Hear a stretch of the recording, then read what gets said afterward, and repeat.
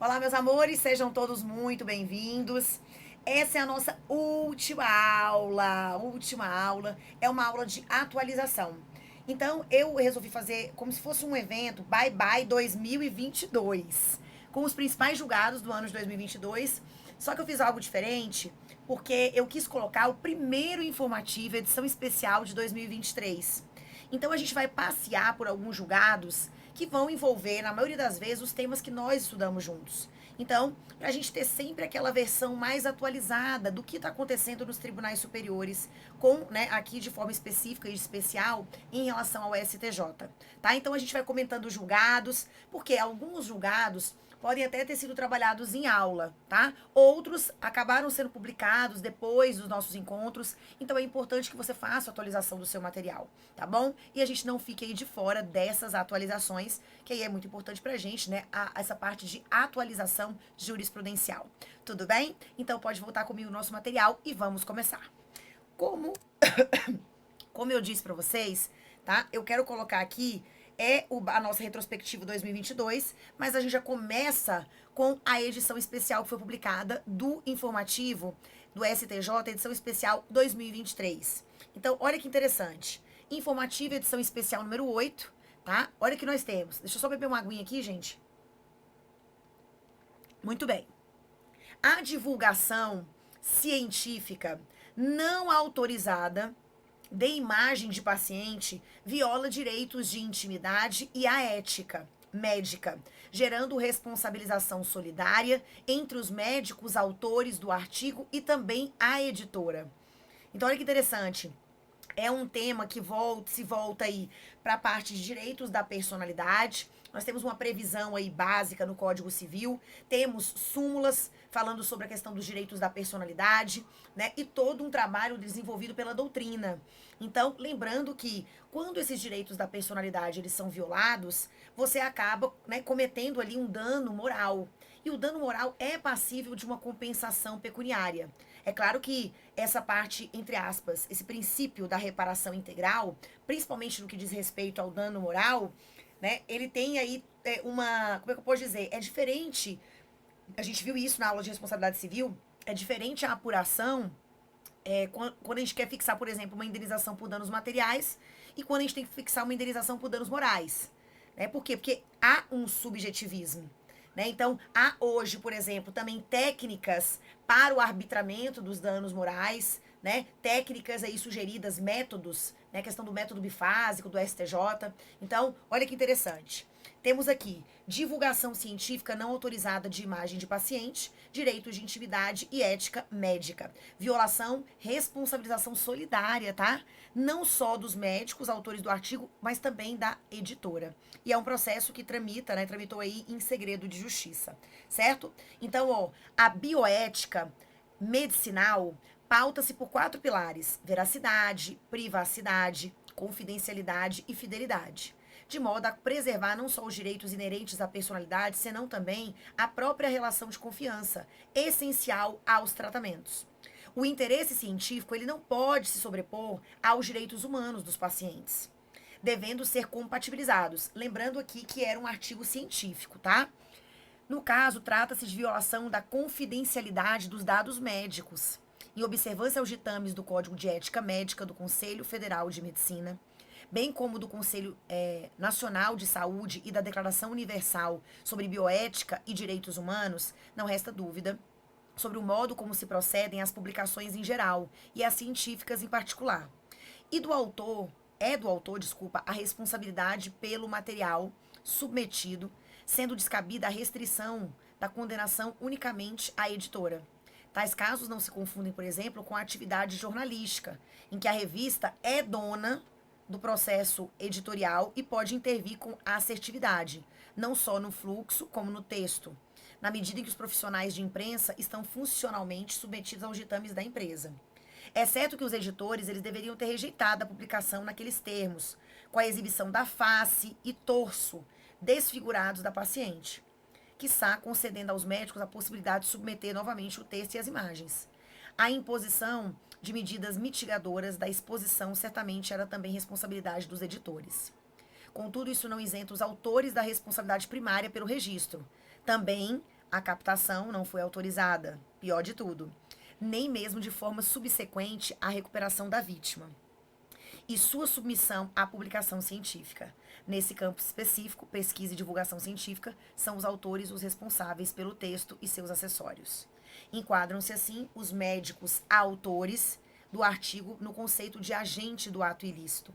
Né? Os médicos, nos termos aí do artigo 159 e 1518, só que aqui do Código Civil Antigo, vigente à época. Tá? Então, aqui uma questão interessante, né, envolvendo direitos da personalidade, divulgação sem autorização de imagem, né? Lembra, se você utiliza a imagem sem autorização, ainda que a pessoa não tenha prejuízos patrimoniais, ainda que não haja nenhum interesse, né, em denegrir a imagem da pessoa, não seja nada para humilhar, até porque aqui era um artigo científico mesmo assim, tá?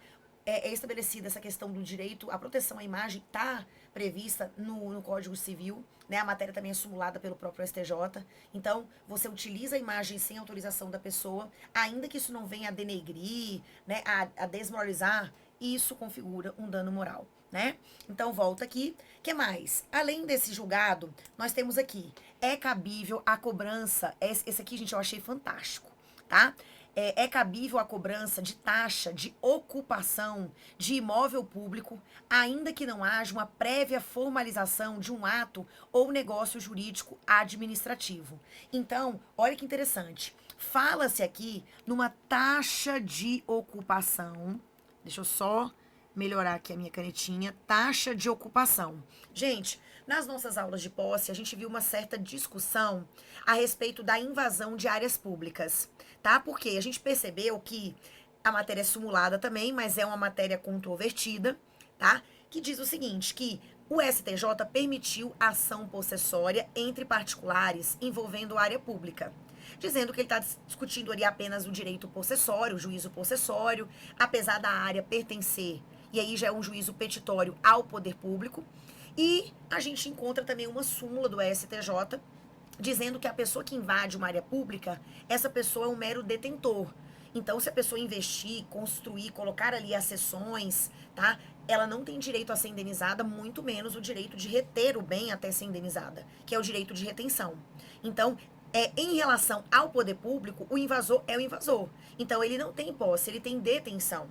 Então, será que, né, seria justo também permitir que essa pessoa ficasse ali, né? E aí, é claro, eu acho que o grande problema aqui é um problema né, é um problema da fiscalização, sempre foi, e acaba sobrando para o Poder Judiciário. Mas aí cogitou-se, né? Tudo bem, você pode ser até um detentor, mas cogitou-se, como você está utilizando a coisa pública, de se cobrar por essa utilização. Então, olha aqui. Com relação à taxa de ocupação, aí nós temos a lei específica, tá? Artigo 24 da Lei 4545, prescreve tão somente que a ocupação de um imóvel público por um particular tem caráter precário. Na verdade, né? Esse caráter precário aqui é uma expressão até infeliz, porque dá ideia de posse precária, quando na verdade é uma detenção. E submete-se à conveniência e à oportunidade da administração pública. Nada mais. Do dispositivo não se extrai o entendimento de que a taxa de ocupação ela só é devida caso exista prévia autorização formal do governador do Distrito Federal. Então, olha que legal. A interpretação de que a taxa de ocupação de imóvel público só é devida caso haja prévia formalização de um ato ou negócio jurídico administrativo contraria o princípio da boa-fé objetiva. O ocupante irregular de um bem público, ele não pode se beneficiar de sua própria ilegalidade para deixar de cumprir a obrigação a todos imposta, o pagamento de uma taxa de ocupação. Opa! Nos termos do artigo 884 do Código Civil, caracteriza enriquecimento sem causa ocupar, usar, fruir ou explorar ilicitamente a totalidade ou parte do patrimônio público, material e imaterial. Quem ocupa, usa ou explora indevidamente um bem público deve, em primeiro lugar, restituir tudo o que contra a legem se apropriou, inclusive rendimentos com ele auferidos. Em segundo lugar, deve pagar tributos incidentes, além de indenização, tanto pela restrição em si do domínio público, como por eventuais danos causados, sem prejuízo da restauração das funções ecológicas, paisagísticas e outras, tangíveis ou intangíveis, acaso afetadas. Sendo o particular detentor de má-fé de bem público, e olha aqui a expressão, ele é um detentor. Então haverá de responder, entre outras obrigações, por todos os frutos que o Estado deixou de perceber, na forma do 1216 do Código Civil, cujas disposições a respeito do possuidor se aplicam também, com mais razão, ao simples detentor ou a quem se apossa irregularmente daquilo que a todos pertence. Acrescente-se que, no caso do patrimônio público, a má-fé do detentor se constitui de plano, ipso facto, a partir da ocupação sem título válido, dispensada qualquer forma de notificação ou formalidade. À luz do princípio da indisponibilidade do interesse público, eventual omissão do Estado, aqui no exercício do seu poder de polícia, ao deixar de fiscalizar e adotar medidas cabíveis para se opor ou reagir à apropriação irregular do bem, não transforma o errado em certo, de fato, não transforma. Irrelevante, ademais, que a injuricidade ocorra às vistas do administrador ou com a sua inércia, conivência ou mesmo inconcebível aceitação tácita. Então aqui, ó, irrelevante, tá? É certo que as prerrogativas do Estado encarnam obrigações na fórmula de deveres-poderes. Essa constatação, contudo, não implica defender ou aceitar que quando falhar o Estado em prevenir, reparar ou reprimir o apossamento indevido do patrimônio público, venha-se sob o pretexto de não exercício do poder de polícia e de falha no dever de agir e abrir as portas para premiar o infrator e dessa maneira punir a sociedade mais uma vez, já agravada com a inépcia e a desídia, né, daqueles que são pagos para protegê-la. Finalmente, desimportante a antiguidade da ilicitude, diante da imprescritibilidade da natureza do bem público, que deságua no veto a uso capião. Nós já sabemos, né? A regra é que os bens públicos não podem ser usucapidos porque não submetem à prescrição aquisitiva. Outrossim, a cobrança e o pagamento da taxa de ocupação não se prestam, quer como argumento para validar o que porventura não seja passível de legalização, quer para infirmar a precariedade de anterior autorização ou ato da administração, quer para embaraçar o exercício pelo Estado de medidas de garantia eficaz da integridade e inviolabilidade do patrimônio público. Então, achei interessante, tudo bem que aqui tenta tirar né, se reconhece no julgado, realmente, gente, a ineficiência do Estado, né, a negligência estatal, a omissão estatal, né, mas diz o seguinte, que se para aqueles casos em que existe um ato administrativo, um negócio, eu vou cobrar a taxa de ocupação, quem dirá daquela pessoa que está ali irregularmente? E não me interessa quanto tempo você está aí, se eu fiz vista grossa, se eu fui omisso. Então, aqui, gente, é uma forma diferente de você encarar aí essas invasões públicas, né? Tudo bem, não fiz o controle, mas pelo menos o quê? Já que você está aí, vai me pagar alguma coisa, vai me ter, né, uma contraprestação. Então, é um julgado que fala que é cabível a cobrança de taxa de ocupação para as invasões de área pública, né? Então, assim, lembra do particular que tá lá, que invadiu? Talvez a decisão reconheça, olha que interessante, a decisão, é possível que a decisão, ela reconheça, né, que existe posse entre particulares, e aí a gente tem súmula também que permite a intervenção do poder público a qualquer tempo no processo, e que ele aproveite o ensejo para cobrar a taxa de ocupação.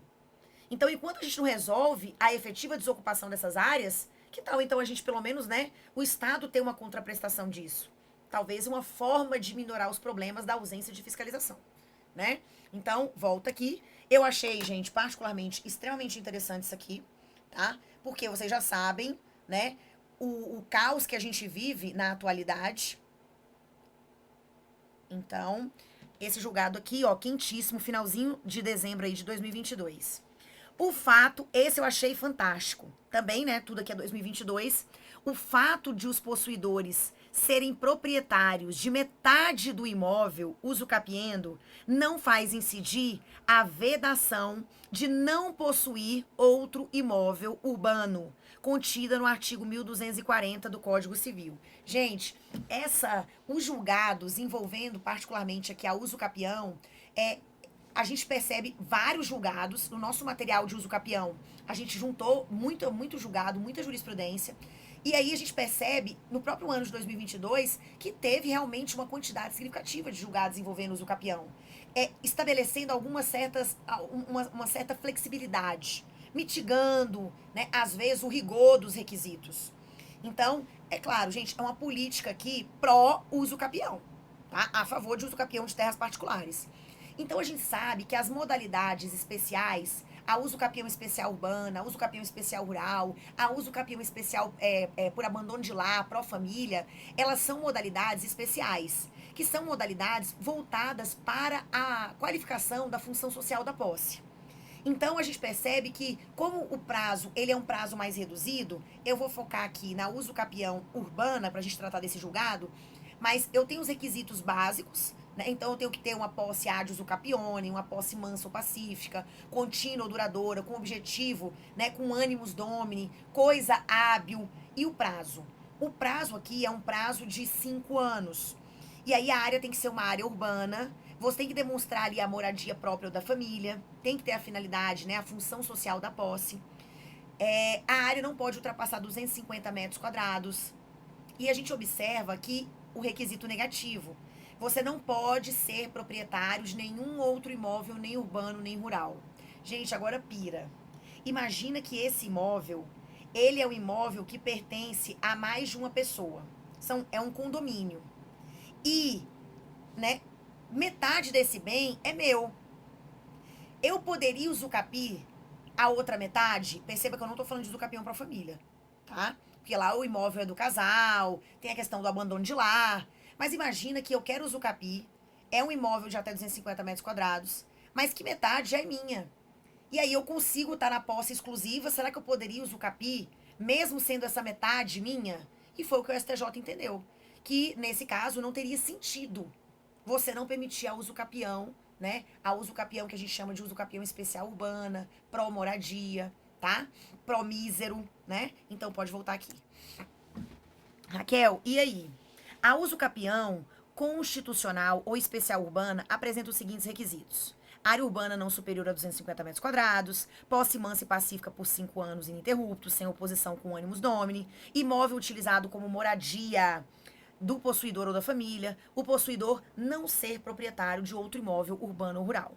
E não lhe tenha sido deferida a uso capião especial urbano em outra ocasião. Beleza. Só que o detalhe, né? O foco aqui principal é esse aqui, ó.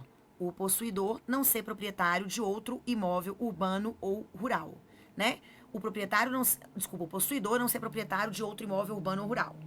Na hipótese de origem, né, a Corte de Origem entendeu que os recorrentes não cumpriram um dos requisitos para a aquisição da propriedade, com fundamento na uso capião constitucional, qual seja, não possuir outro imóvel urbano. Isso porque eles seriam proprietários da outra metade do imóvel que pretendem usucapi.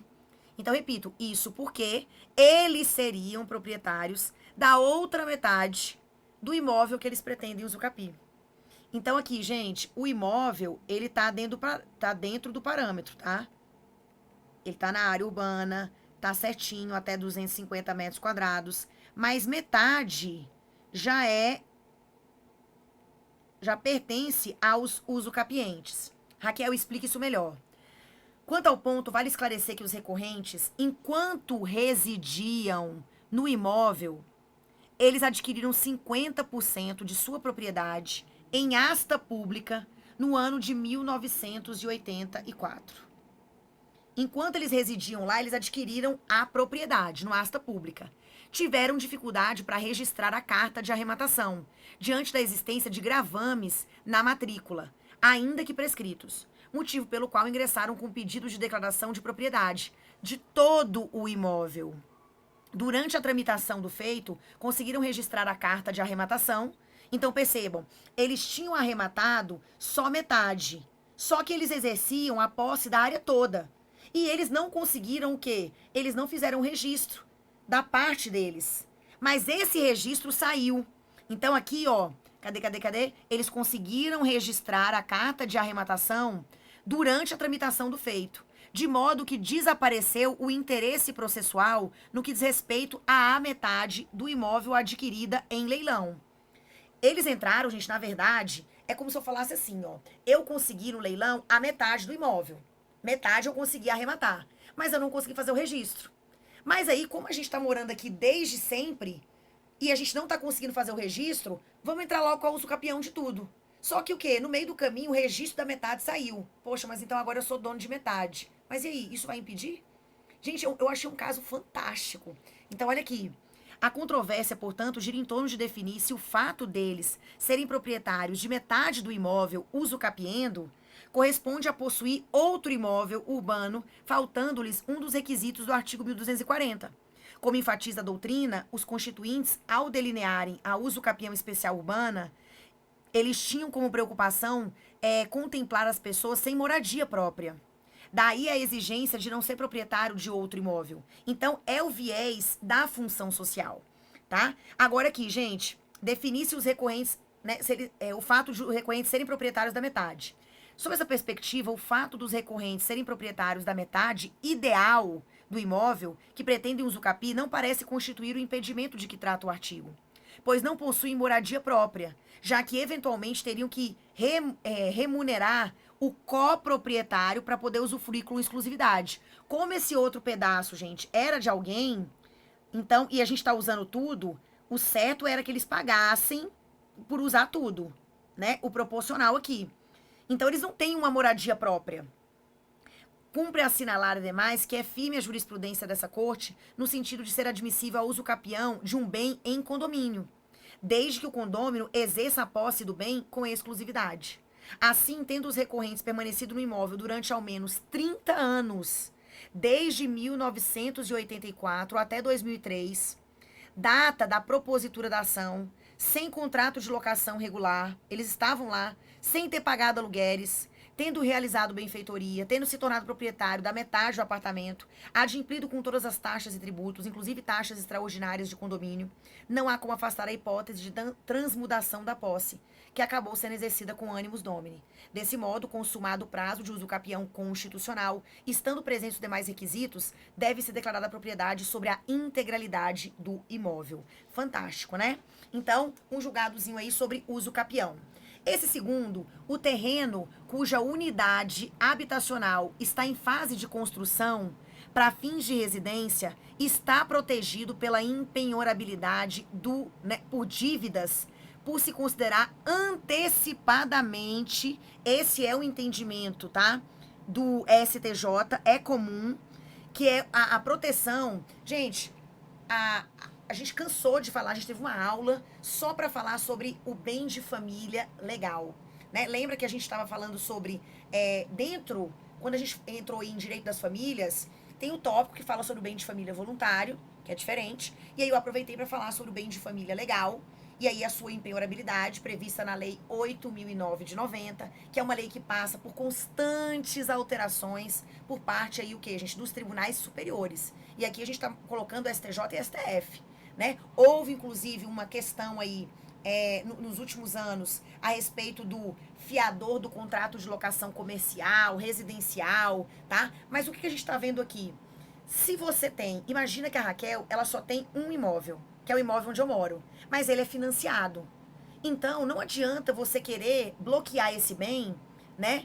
Ah, mas quando ela quitar, vai ser, né? Quando ela quitar, eu quero esse bem para mim, para ele cumprir, para que ele seja utilizado como pagamento do crédito. Gente, não tem jeito. Esse bem, antecipadamente, ele está protegido pela impenhorabilidade. Ele é o único que eu tenho. Tô morando, mas é financiado. Antecipadamente, lembra que, muitas vezes, o credor, ele pede para penhorar os eventuais direitos e obrigações sobre um determinado bem. Nesse caso, os juízes normalmente não autorizam, porque ele recebe uma proteção antecipada de bem de família. Então, aqui é um pouco diferente. Aqui ele está falando de um terreno. Então, aqui, ó, o terreno cuja unidade habitacional está em fase de construção ainda, para fins de residência, já está protegido pela impenhorabilidade por dívidas, tá? Então, o tribunal concluiu pela penhorabilidade do terreno com edificação inacabada, sob o fundamento de ser imprescindível a proteção legal conferida ao bem, que o imóvel sirva de efetiva residência aos devedores. Como se vê, a deliberação da instância precedente considera como condição, requisito à proteção legal da Lei 8.990 a efetiva fixação de uma residência no imóvel, o que no momento não se afiguraria possível por estar a unidade em fase de construção. Inegavelmente, a instância ordinária está a permitir a penhora do imóvel de propriedade do casal por uma dívida civil em evidente interpretação literal e restritiva da lei. As normas protetivas desses direitos devem ter as exceções interpretadas restritivamente. sendo vedada ao julgador criar hipóteses de limitação da impenhorabilidade, isto é, dos direitos fundamentais que regem a matéria. O colegiado da terceira turma dessa corte deliberou ser possível considerar como bem de família um terreno sequer edificado, mas que diante das provas apresentadas, tais como projeto de construção, compra de materiais e início, pudesse ser deduzida a pretensão de moradia. No caso em que já há uma edificação para fins de moradia em curso, a princípio a interpretação que melhor atende ao escopo da lei é a de que, em se tratando de único imóvel de propriedade dos devedores, cuja unidade está em fase de construção, deve incidir a benesse da impenhorabilidade, desde que não configuradas as exceções do artigo 3º e 4º. Né? Porque essa lei, o mais importante dela, o mais legal da Lei 8.990, são realmente as exceções. Assim, obra inacabada presume-se residência e será protegida, pois a interpretação finalística, olha que legal, a interpretação finalística e valorativa da lei, considerando o contexto sociocultural e econômico do país, permite concluir que o imóvel adquirido para o escopo de moradia futura, ainda que não esteja a unidade pronta, por estar em etapa preliminar de obra, sem condições para qualquer cidadão nela residir, fica excluído da constrição judicial, uma vez que a situação econômico-financeira vivenciada por boa parte da população brasileira evidencia que a etapa de construção imobiliária muitas vezes leva anos de árduo esforço e constante trabalho para sua concretização, para fins residenciais próprios ou para obtenção de frutos civis voltados à subsistência e moradia em imóvel locado. Gente, achei fantástico também esse julgado e é uma orientação, não é aqui surpreendente, tá? Essa orientação, ela já vinha sendo desenvolvida pelo STJ, né? Ela vinha sendo defendida, ok? Que mais? Processo em segredo de justiça. Olha esse aqui. Esse aqui também foi bem falado nas redes sociais, tá? Inexiste qualquer vedação legal ao reconhecimento da fraternidade ou irmandade socioafetiva, ainda que pós-mortem, pois a declaração da existência de uma relação de parentesco, gente, isso aqui é muito legal isso aqui, um reconhecimento da irmandade, o sujeito buscava reconhecer o parentesco de irmão colateral de segundo grau pós-mortem. Aqui a gente já ouviu falar em reconhecimento de união estável pós-mortem, reconhecimento de paternidade, né? Seja ela biológica ou socioafetiva pós-mortem, maternidade, beleza. Mas aqui é de fraternidade, de irmandade, né, socioafetiva. Vem aqui. Ainda que pós-mortem, pois a declaração da existência de uma relação de parentesco de segundo grau na linha colateral é admissível no ordenamento jurídico, merecendo a apreciação do Poder Judiciário. Pois bem, de forma reiterada, a jurisprudência dos tribunais superiores, o STJ e o próprio Supremo, tem se orientado pela concepção de que o afeto solidário, né? E aí, é claro, a gente chegou a comentar isso nas aulas de filiação, que inclusive a gente teve o reconhecimento pelo próprio Supremo da multiparentalidade. A possibilidade, né, de você ter no seu registro o pai biológico, o pai socioafetivo, tá? E aí o quê? Com todos os consectários legais. Então, vem comigo. O próprio Supremo, ele tem se orientado pela concepção de que o afeto solidário íncito às relações familiares consubstancia por ele mesmo fonte de parentesco.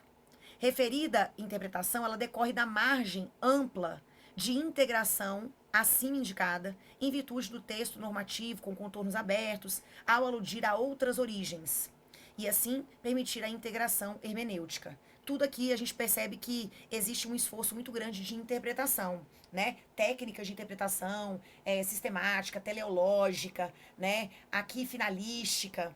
Então, a particularidade do presente caso concerne ao fato de não se tratar de uma investigação de filiação socioafetiva, paternidade ou maternidade, hipótese comumente submetida à apreciação do judiciário, mas sim o reconhecimento do parentesco colateral em segundo grau. Ou seja, a pessoa buscou o reconhecimento de irmão, calcado num vínculo socioafetivo. Então, as instâncias ordinárias de plano, em apreciação dos requisitos, de admissibilidade da petição afastaram a pretensão do autor ante os seguintes fundamentos: incompatibilidade entre o instituto da socioafetividade e da busca apenas pós-mortem, do reconhecimento do vínculo, a inexistência de uma declaração judicial prévia acerca da caracterização da posse do estado de filho entre a de cujos e os pais dos autores. Então aqui, gente, quem morreu? O irmão, né, sócio afetivo. Então aqui, não havia nenhuma ação judicial, nenhuma declaração da existência prévia acerca da caracterização da posse do estado de filho entre a de cujos, né? Então aqui, ó, quem morreu foi a irmã, a de cujos e os pais dos autores. Então tem aqui, ó, os pais e autor 1 e autor 2. Esses aqui, certamente filhos desse casal, né? Então, que eram os pais socioafetivos dessa pessoa. Só que isso não foi reconhecido. Então, olha lá, eles fizeram, percebam, eu lembro de comentar com vocês a possibilidade da investigação de paternidade avoenga. Então, eu posso, no pós-mortem, pedir o reconhecimento, o quê? Dos ascendentes de segundo grau. Então, aqui, ele só está estendendo, gente, esse vínculo para os irmãos. Então, aqui, não havia nenhuma declaração judicial prévia acerca da caracterização da posse do estado de filho entre a de cujos e os pais dos autores, né, o que inviabilizaria a dedução da pretensão, pois é pressuposto para que o parentesco socioafetivo possa estender-se aos demais. Contudo, os motivos acima não representam óbice ao exercício do direito de ação, tampouco consubstanciam impossibilidade jurídica do pedido. Isso porque a afetividade é reconhecidamente uma fonte de parentesco. E sua configuração, a considerar o caráter essencialmente fático, não se restringe ao parentesco em linha reta. Que é o que a gente vê bastante, né? Pode ser a relação avoenga, socioafetiva, mas aqui é de colateral de segundo. É possível, assim, compreender que a socioafetividade, ela tenha assento tanto na relação paterno-filial, quanto no âmbito das relações mantidas entre irmãos, associada a outros critérios de determinação de parentesco, né, o presuntivo, o biológico, ou mesmo de forma individual autônoma. Não há que se falar, portanto, em condição essencial a caracterização do parentesco colateral por afetividade, consistente em prévia declaração judicial de filiação, na linha reta, socioafetiva, em demanda movida pela de cujos em relação aos genitores dos requerentes. Desse modo, não se visualiza óbice, em tese, a pretensão autônoma deduzida calcada na configuração da posse do estado de irmãos. Fantástico isso, gente. Afigurou-se prematuro, portanto, o indeferimento da petição, sem que pudessem os demandantes efetivamente demonstrar os requisitos necessários para a caracterização desse status. No âmbito das relações de parentesco, a ideia de posse de Estado traduz-se em comportamentos reiterados, hábeis a constituir situações jurídicas passíveis de tutela. Assim, além da própria aparência e reconhecimento social, o vínculo constituído qualifica a real dimensão da relação familiar ou de parentesco, erigida sobre a socioafetividade, a qual não pode ser ignorada pelo sistema jurídico. A partir desse pressuposto, infere-se que a citada relação, vínculo, identificada por meio da posse de Estado, é passível de ser declarada judicialmente. Trata-se, com efeito, de um objeto de declaração a existência de uma situação jurídica consolidada, da qual defluem efeitos jurídicos, pessoais e principalmente patrimoniais, a exemplo do eventual direito sucessório. Então aqui, gente, ninguém quer reconhecer um parentesco tão complexo como esse, né? Então, imagina, essa pessoa que faleceu, ela tinha a posse do estado de filho. Ela tinha. Era tratada como se filha fosse. Pelos meus pais. Só que não houve o reconhecimento disso. E aí, o que acontece, gente? A irmã falece. Só que o que, gente? Aqui, com certeza, os irmãos, eles estão de olho, porque se ela faleceu, eles conseguem visualizar uma possibilidade de herança. Só que para isso, eu teria que reconhecer que eu era irmã. Então, né, por isso a gente pula, né? Como os pais não pediram esse reconhecimento, a gente vai lá agora e pede. Aqui pode ter certeza, gente, quando é confusão dessa natureza, esses reconhecimentos pós-mortem têm, com certeza, aspecto patrimonial envolvido. É a questão do direito sucessório. Né? Então, aqui, No caso, menciona-se que a questão afeta ao direito sucessório, referida pelas instâncias ordinárias como óbice à pretensão veiculada, em realidade demonstra ou corrobora o próprio interesse de agir deles, traduzido no binômio necessidade e possibilidade ante os efeitos sucessórios decorrentes da aludida declaração. Então, aqui, por fim, no que se refere à eventual motivação essencialmente patrimonial, não compete ao julgador nessa fase incipiente tecer conjecturas acerca de eventuais razões para o não ajuizamento de uma demanda pela decujus em vida, a bem de declarar eventual filiação socioafetiva em relação aos genitores deles. Há uma porque, conforme acima delineado, não se trata de um pressuposto necessário para a declaração da fraternidade socioafetiva, né? Há duas, porque eventual contorno da relação mantida entre a decujus e os autores, e reflexamente aos demais membros, configuram a matéria sobre a qual deve recair a atividade probatória. Então, né, no início, gente, pelo que parece aqui, inicialmente, as instâncias ordinárias entenderam que era impossível, né, impossibilidade jurídica do pedido, ficou muito evidente essa questão patrimonial. Só que o que, gente? É claro que no fim, é a mesma coisa de alguns julgados entenderem que a pessoa não pode buscar. A pessoa foi registrada por um pai socioafetivo. Passou a vida toda com esse pai. E aí depois descobre quem é o pai biológico, que já morreu. E a pessoa, obviamente, quer o reconhecimento do vínculo. Não é só para saber da sua origem genética. É para ter acesso ao patrimônio. Então, alguns julgadores entendem que você não poderia ter esse reconhecimento apenas e tão somente com a finalidade econômica. Mas isso faz parte de um leque de direitos, gente. Né? E daí, se eu só fui atrás disso depois que descobri que a pessoa tinha morrido, depois que eu descobri que tinha patrimônio envolvido. Mas eu tenho um interesse, há um interesse aí, né? Então, é claro que aqui o julgado, ele quis sair pela tangente, falando da questão da afetividade, mas a questão é, ainda que tenha um contorno patrimonial, se está configurada a posse do estado de irmãos, que realmente existia a socioafetividade nos vínculos aí, então, o quê? Há de ser reconhecido, sim, né? O direito. Lindo, né? A parte de família, a gente sabe que ela é sempre o quê, gente? Cheia de emoções. Esse julgado aqui, ó, para o cancelamento de cláusulas de inalienabilidade e de impenhorabilidade em imóvel rural, são cláusulas restritivas.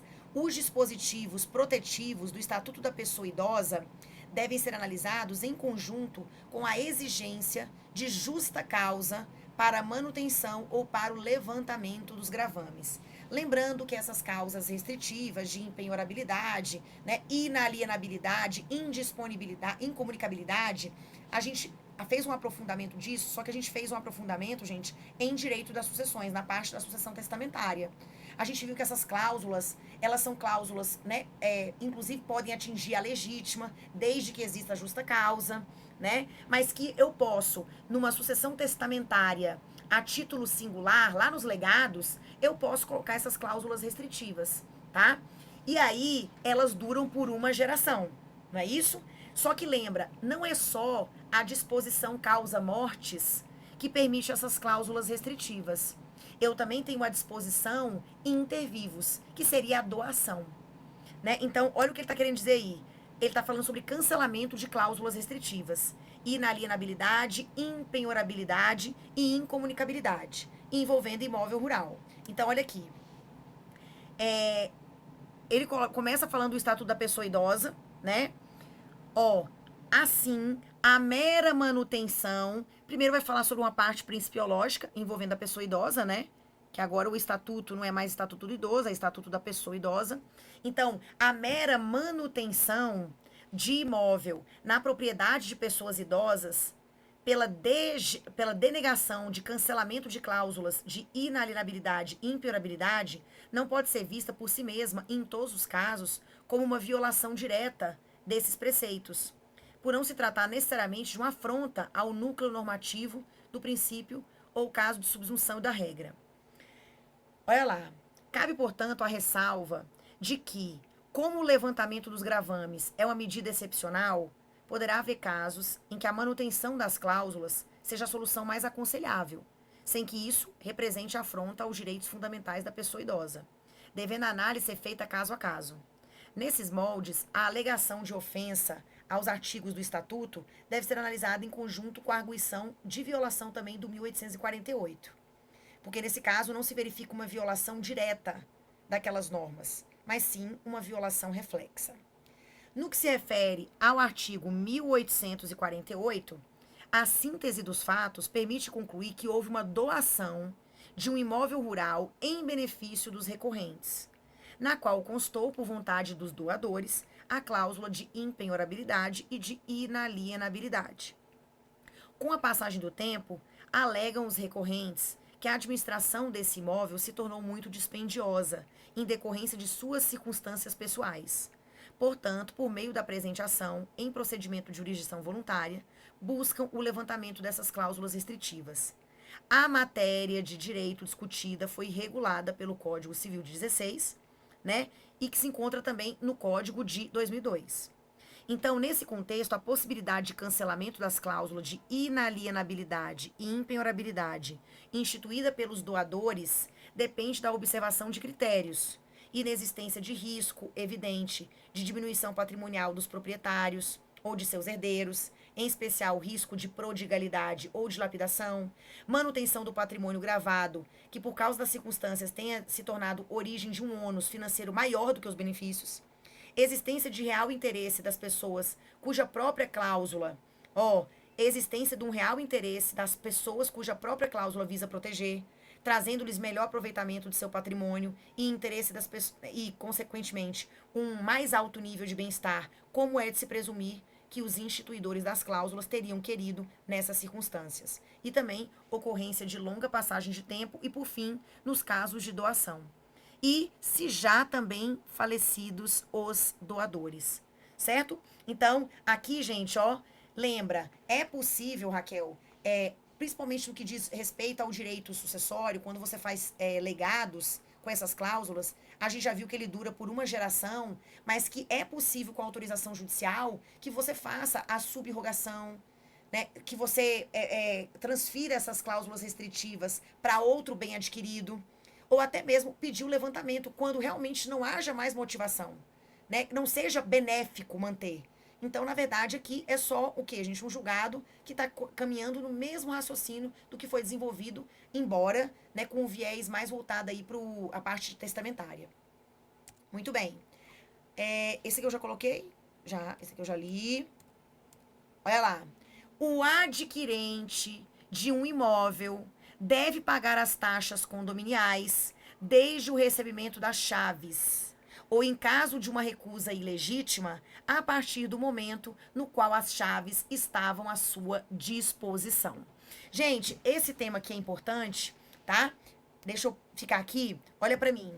Lembra que na nossa aula de posse, eu falo, antes da gente começar a posse propriamente dita, eu falo um pouquinho sobre relação jurídica de direito pessoal, relação jurídica de direito real, a gente fala sobre as figuras jurídicas híbridas, as obrigações propter rem, e aí eu faço um apanhado das taxas de condomínio.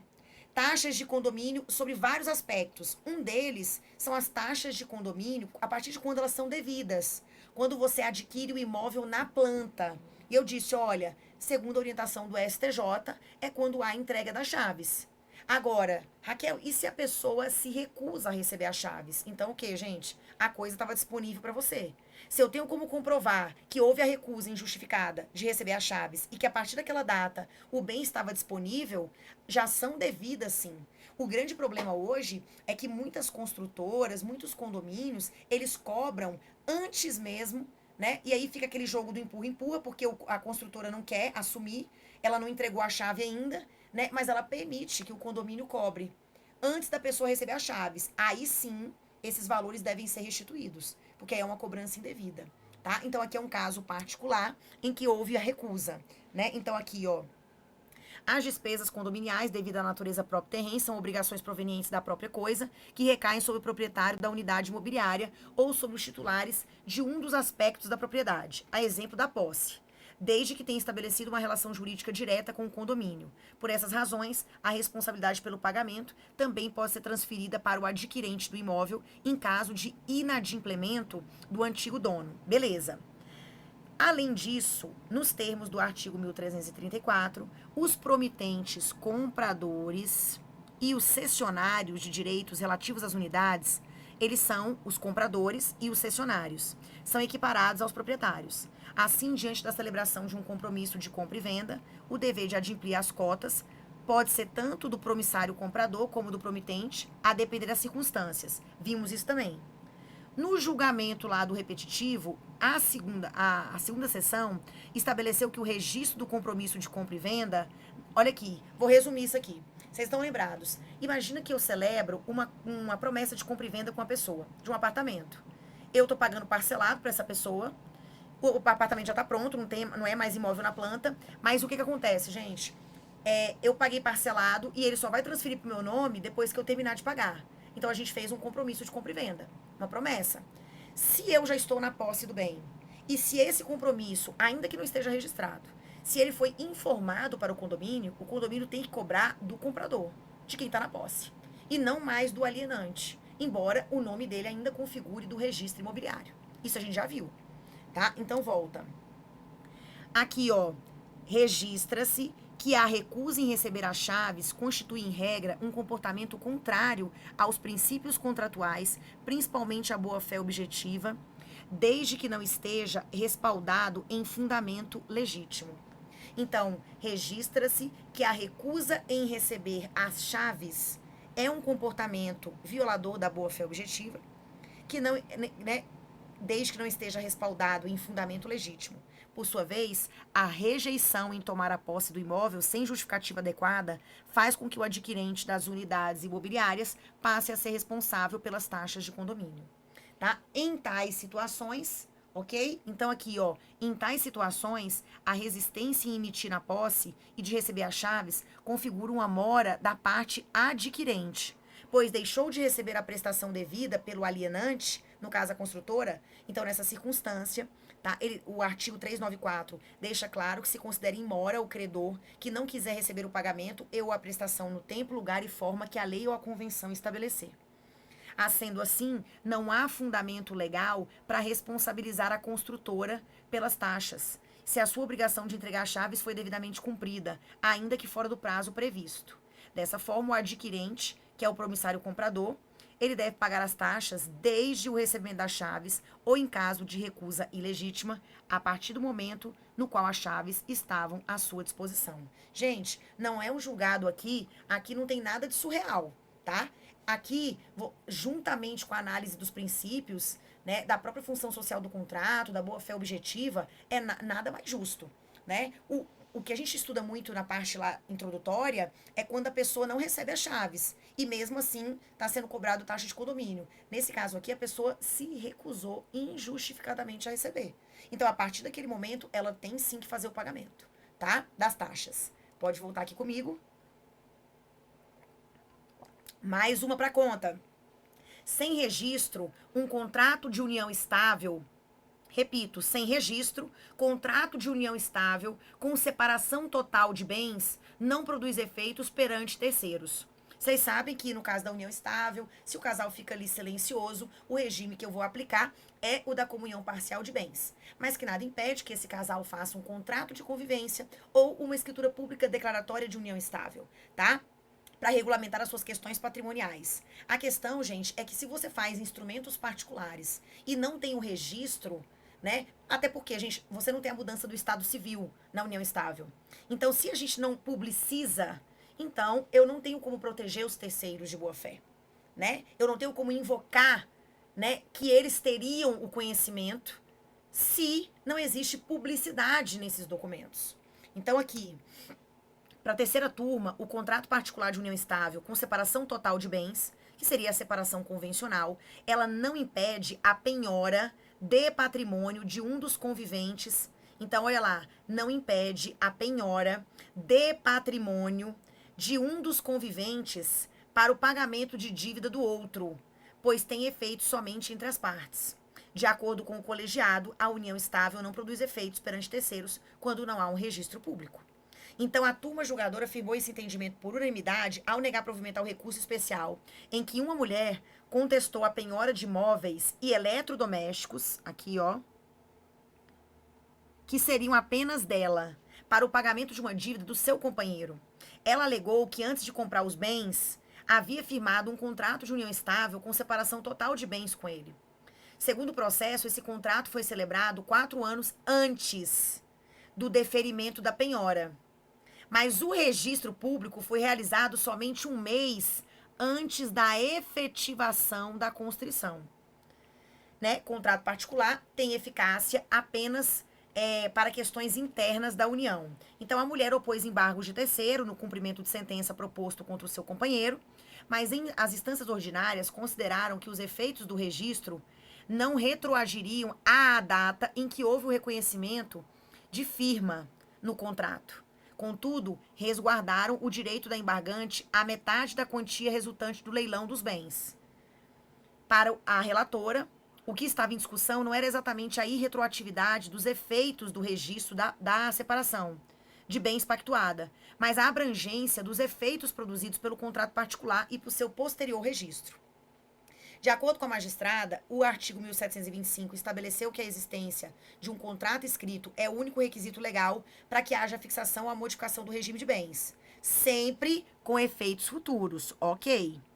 Desse modo, o instrumento particular ele tem eficácia e vincula as partes, independentemente de publicidade e registro, sendo relevante para definir questões internas da união, porém é verdadeiramente incapaz de projetar efeitos para fora da relação mantida pelos conviventes, em especial em relação a terceiros, olha lá, que porventura credores de um deles.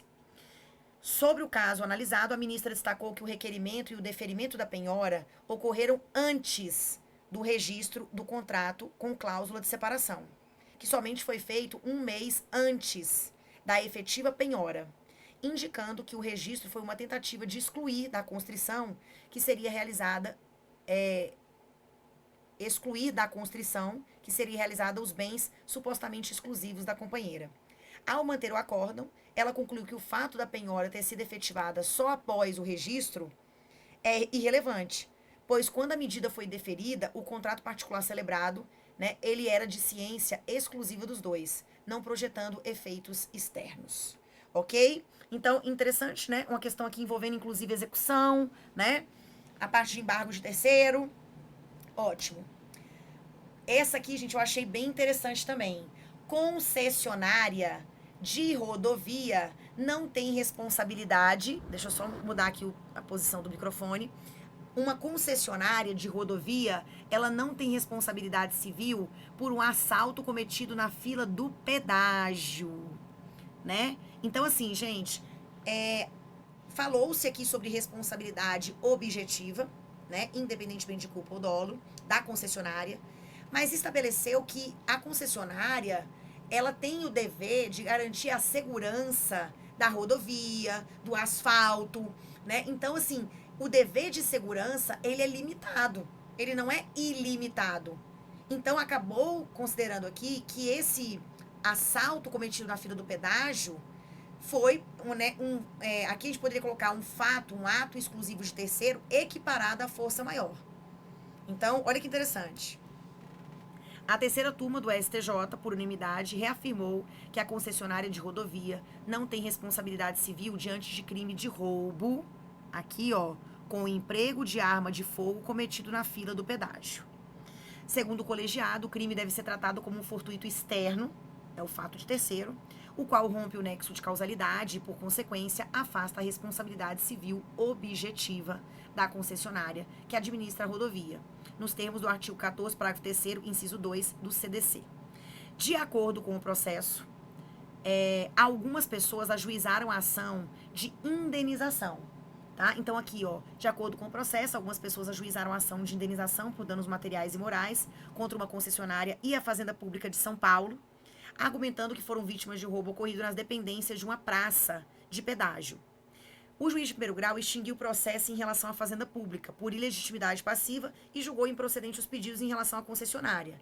Mas o Tribunal de São Paulo condenou a concessionária e subsidiariamente a Fazenda, tá? Hipótese de exclusão do nexo causal afasta a responsabilidade civil da concessionária. O relator, o ministro Marco Aurélio Belize, observou que a jurisprudência, ela pacificou o entendimento de que concessionária que administra a rodovia mantém uma relação de consumo com os respectivos usuários.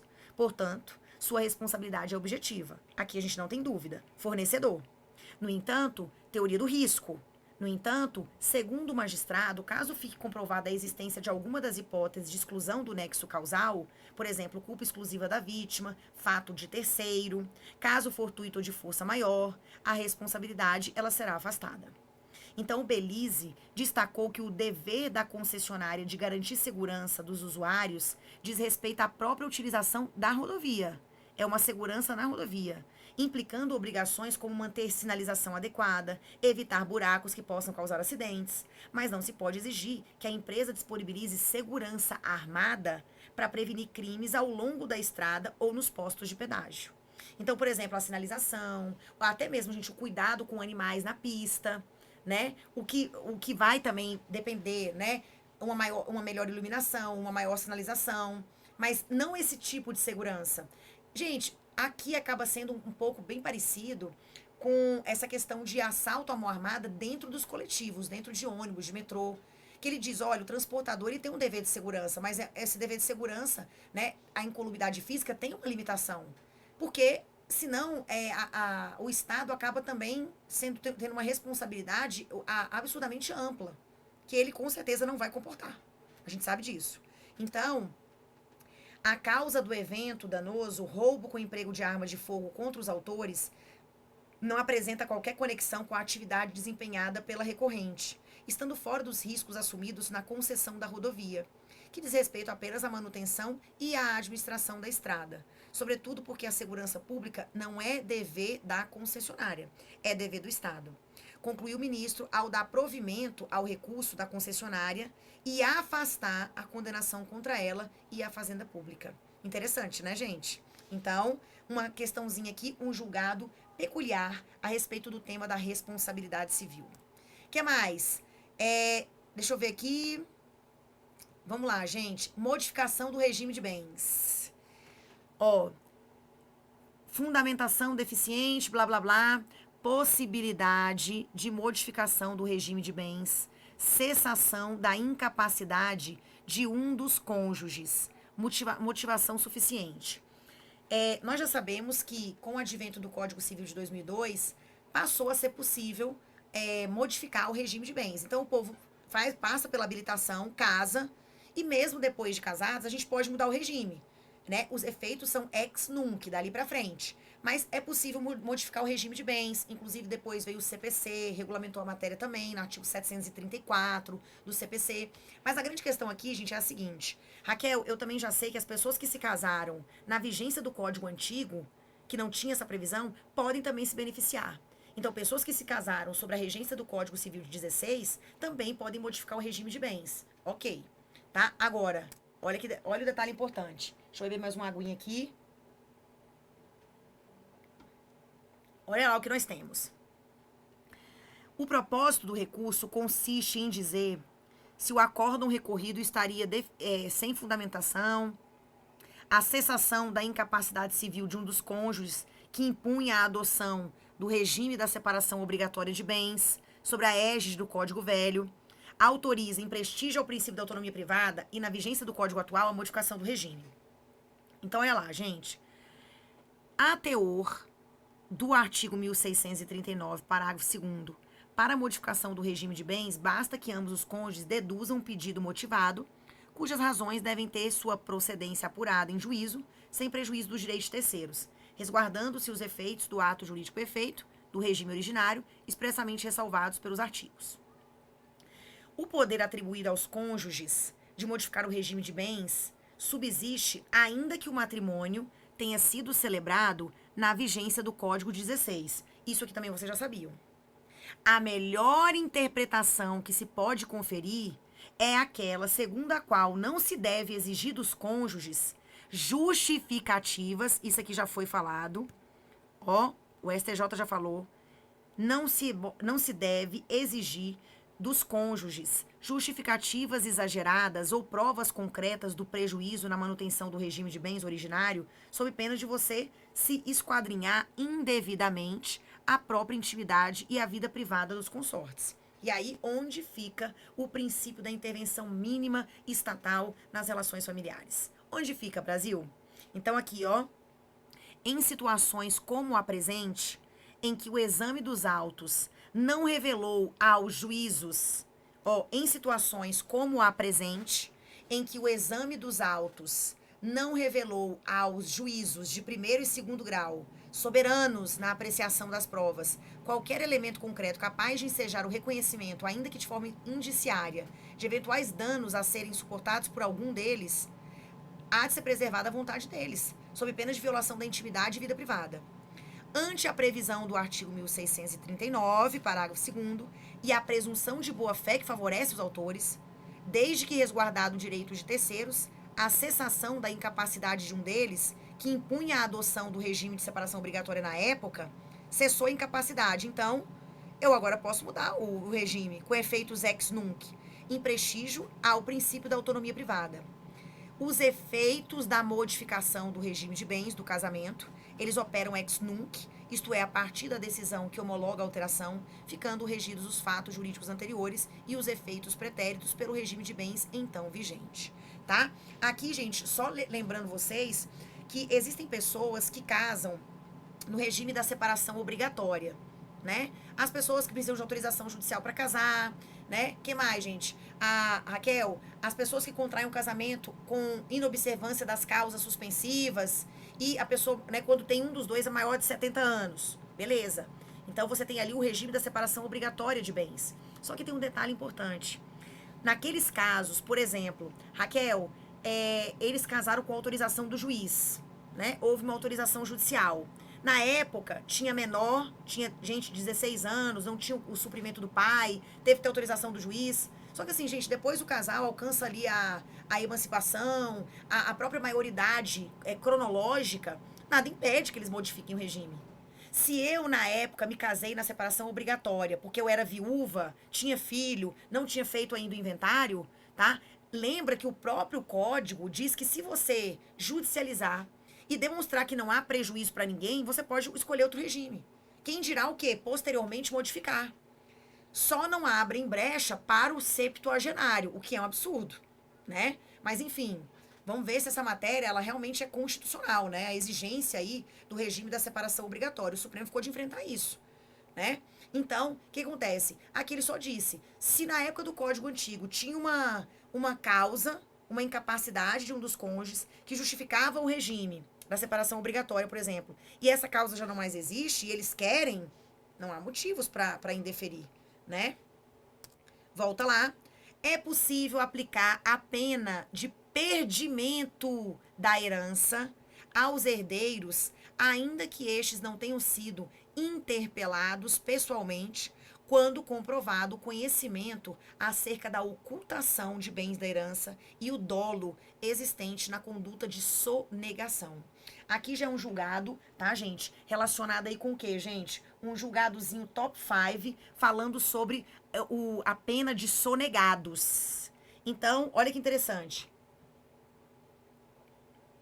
A despeito do entendimento de que somente após a interpelação do herdeiro sobre a existência de bens sonegados é que a recusa ou omissão configura uma prova suficiente para autorizar a incidência da pena de sonegados, ainda que a interpelação dos herdeiros não tenha ocorrido, é possível sim aplicar a pena de perdimento da herança quando comprovado o conhecimento dos herdeiros acerca da ocultação de bens da herança, elemento objetivo, e o dolo existente na conduta de sonegar os bens da herança. Então, a gente, né, sabia e tinha, sim, a intenção de esconder.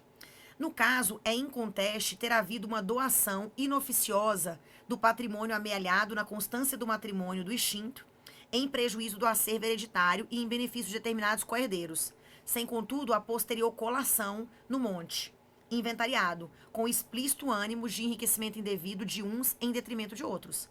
E ainda, com a simples defesa sustentada no argumento de não se ter de colacionar bens desassociados do nome do decujus. O patrimônio discutido não constava no nome do falecido, pois as coherdeiras comprovaram que os bens compunham o capital imobilizado dos herdeiros beneficiados, os quais foram adquiridos quando ainda em tenra idade e sem produzirem renda alguma, em clara antecipação da legítima. A inventariante foi devida e oportunamente interpelada acerca da ocultação, no curso do inventário, quando esta era representante do espólio e de coerdeira e assistente do coerdeiro relativamente capaz, de modo que todos faziam parte do mesmo processo, assim como eram defendidos pelo mesmo advogado e ainda assim mantiveram a omissão. Posteriormente, já após alcançarem a maioridade, os mesmos coerdeiros tornaram censurável a prática, reiterando a mesma postura sonegadora dos bens, adotada quando representados e assistidos, ao contestarem a presente ação de sonegados contra si manejada. Com isso, associaram-se ao dolo da inventariante, quando os representara e assistira por ocasião da interpelação, com evidente prejuízo às irmãs unilaterais. Como ressaltado aí pelo ministro, configurar-se-á o dolo, revelando-se descabido exigir do herdeiro preterido ou do credor uma prova diabólica, impossível ou excessivamente difícil de ser produzida.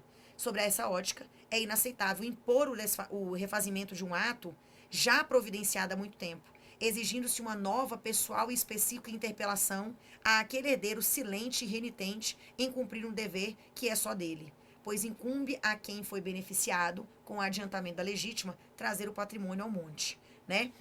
Um julgado bem interessante, em que ele fala da prova diabólica, com certeza que, gente, envolve também a própria questão aí de teoria dos atos próprios, né, a vedação dos atos contraditórios, o venire contra factum próprio, mesmo na vertente processual, tá? Então aqui, se você, gente, se a pessoa, a conduta aqui, ó, ainda que eles não tenham sido interpelados, comprovou-se a ocultação e o dolo, eles ratificaram, né? Eles realmente continuaram mentindo que o bem, o que, gente, não precisava ser colacionado. Então, qual é a consequência para esse herdeiro? Ele perde aquele bem que foi ocultado. A pena de sonegados. Ok? Pode voltar. É um julgado interessante porque a gente faz uma análise, gente, querendo ou não, concreta, né? Concreta daquilo que a gente vê no Código Civil na parte de sucessão, da parte sucessória, né? Duas súmulas importantes no ano passado, né? Ano de 2022. Aplica-se a união estável. Isso aqui já era defendido nos enunciados das jornadas de direito civil, doutrina, tá? Então, ó, aplica-se a união estável contraída por septuagenário o regime da separação obrigatória de bens, comunicando-se os adquiridos na constância quando comprovado o esforço comum. Perfeita a súmula, porque ela não só falou, né, da separação obrigatória, como também, né, da súmula 377 do STF. E a interpretação atual dela, que é dada pelo STJ, né? Deixa eu só confirmar aqui, gente, se essa, não sei se é a 237, calma aí, gente. Não, não é 237, não. Súmula 377 do STF. É tanta coisa na cabeça da gente, né? Ó, no regime da separação legal de bens, comunicam-se os adquiridos na constância do casamento, desde que comprovado o esforço comum. Gente, isso aqui também vale, não é só para união estável, não, tá?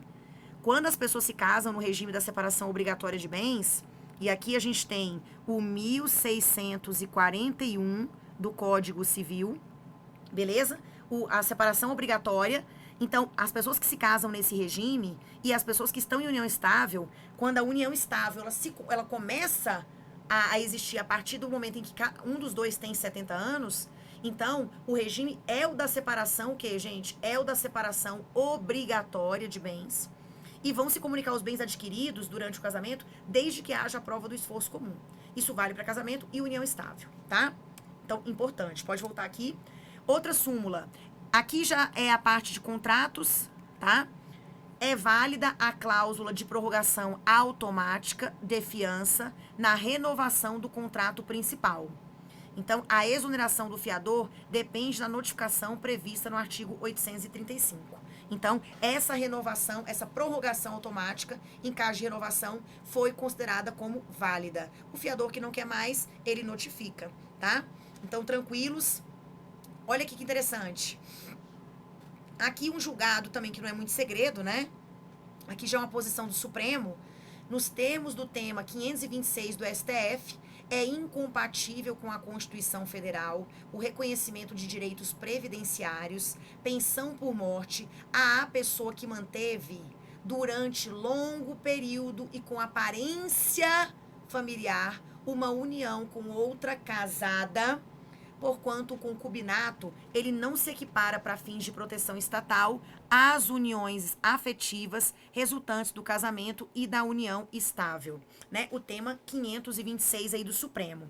Gente, aqui, ó, é uma briga porque há entendimentos na doutrina e nos tribunais ordinários também em sentido contrário, tá? Porque há determinadas situações em que a pessoa é casada ou ela tem uma união estável de número um e ela mantém uma relação concomitante de longuíssima duração, tá? Que seria, né, em alguns casos, há quem defenda uma união estável putativa, quando esse segundo, né, essa segunda pessoa não sabe da existência da primeira, tá? E também tem essa questão do concubinato de longa duração, que foi um tema já enfrentado também pelo STJ, pelo STF, mas a verdade é que, recentemente, o Supremo e o próprio STJ, eles têm caminhado no sentido de não reconhecer famílias paralelas ou simultâneas.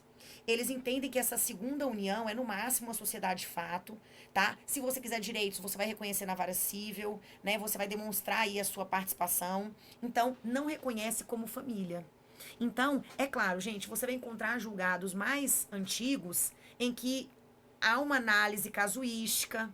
E é sempre nesse ponto, tá? De pensão por morte, direitos previdenciários, tá? Mas a questão é que o Supremo, recentemente, ele entendeu que a monogamia é um princípio, tá? Adotado no Brasil, dentro das relações familiares, e que, portanto, você não tem como conceber essas chamadas famílias paralelas ou simultâneas, tá?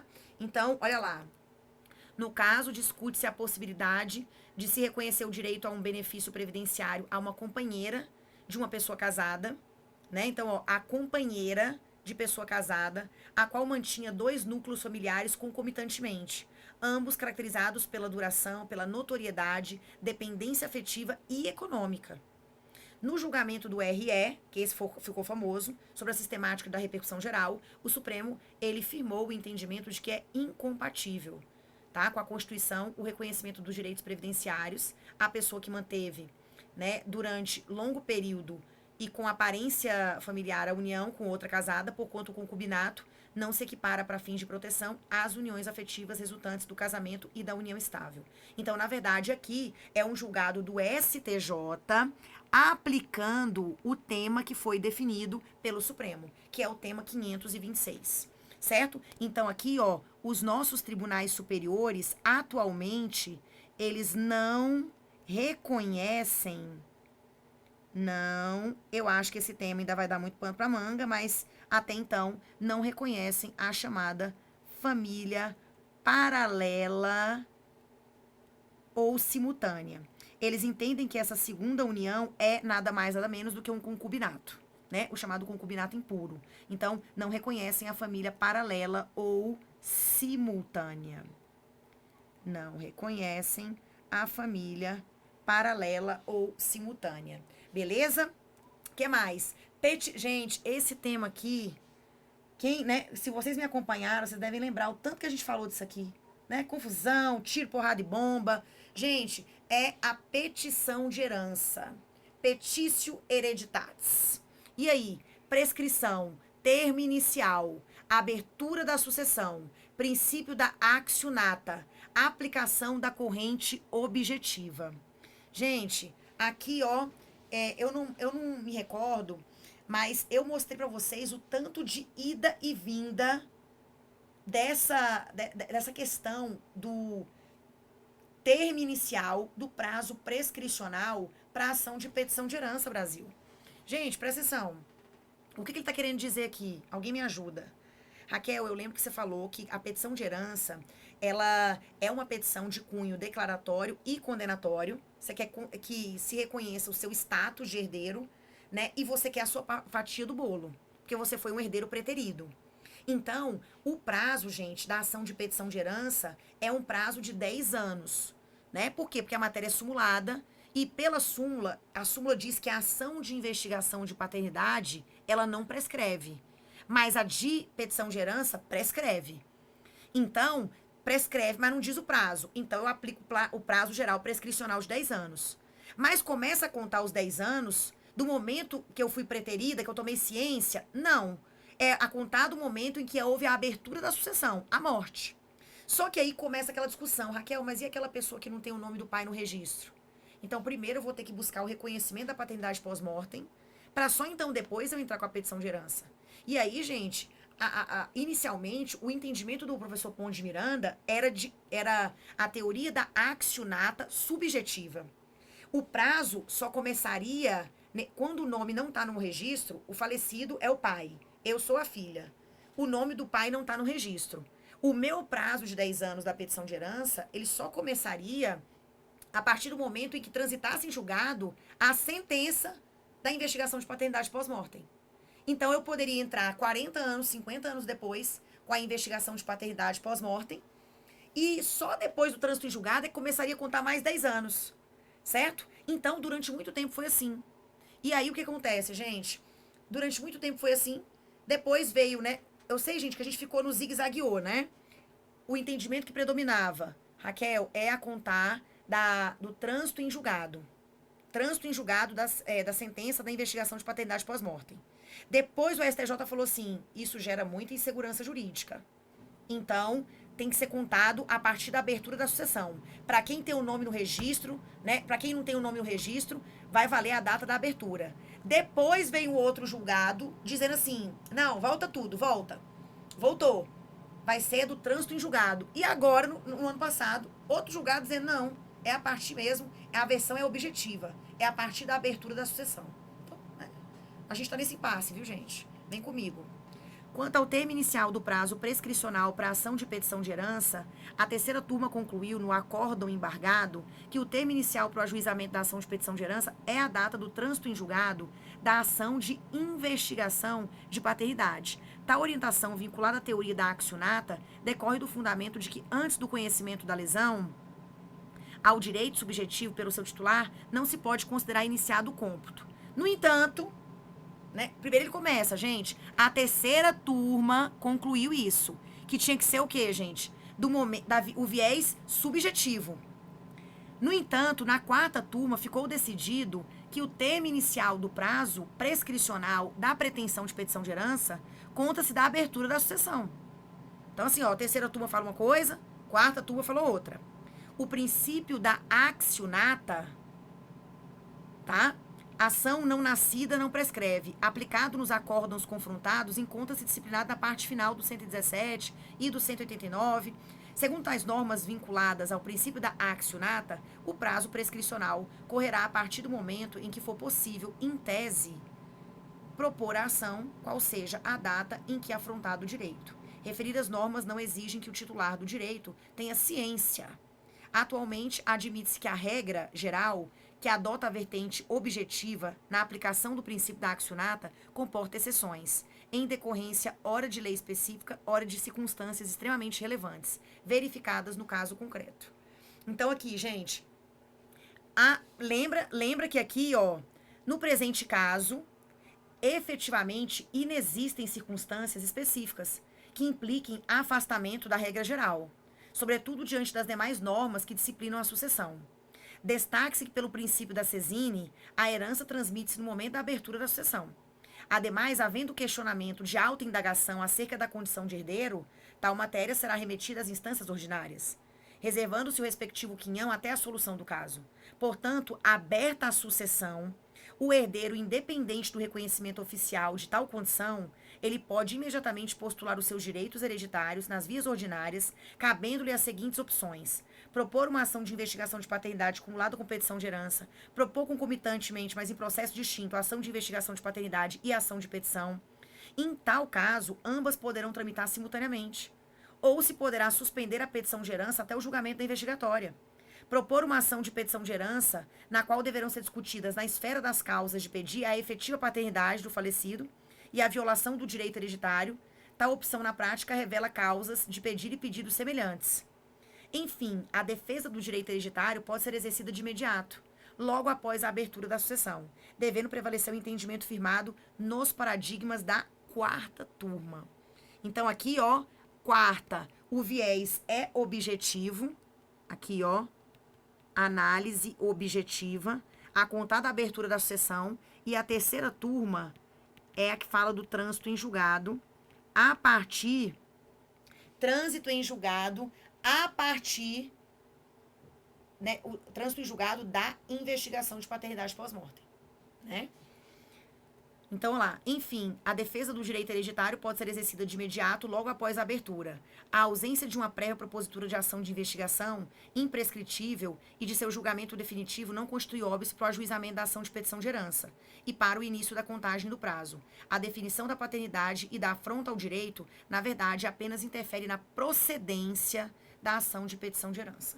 Então, aqui, gente, ó, tá um pouco longe, né? Um pouquinho longe desse assunto ele ter, né, uma definição homogênea. Então, lembra, há uma discussão, inclusive na doutrina, há quem defenda, gente, até que a petição de herança, ela não prescreve.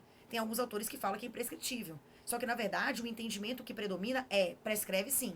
Qual o tempo? 10 anos. Agora, a confusão instalada é 10 anos a partir de quando?